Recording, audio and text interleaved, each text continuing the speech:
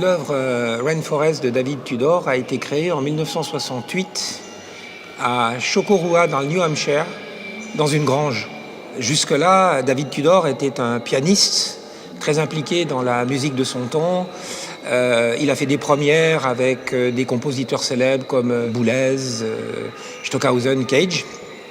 Et dans cette grange, il a réuni des douzaines d'objets qu'il a choisis pour leur capacité de résonance. Il a suspendu ces objets à hauteur d'oreille.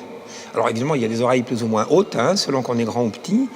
Et avec un micro, il a enregistré les résonances de chacun de ces objets, qu'il a ensuite passé dans ses machines.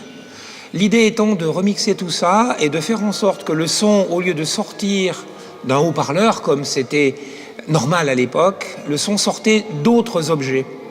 Et donc, son idée était de suspendre le son dans l'espace, de faire se rejoindre le regard et l'oreille, et il appelait ça une écologie sonore.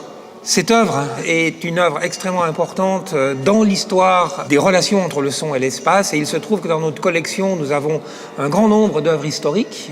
C'est ce que nous avons développé, c'est une caractéristique de la collection de Lyon, avec des œuvres de nombreux Américains qui sont de la génération de Tudor. L'idée étant de vraiment concilier, trouver la convergence entre le visuel et le son. Et cette œuvre-là de Tudor fait partie des quelques œuvres encore disponibles. Elle permettrait à ce musée d'art contemporain de Lyon d'être véritablement un des musées les plus complets en matière d'espace sonore, d'environnement sonore. Nous sommes déjà bien placés, mais là, c'est une pièce historique qui semble extrêmement importante.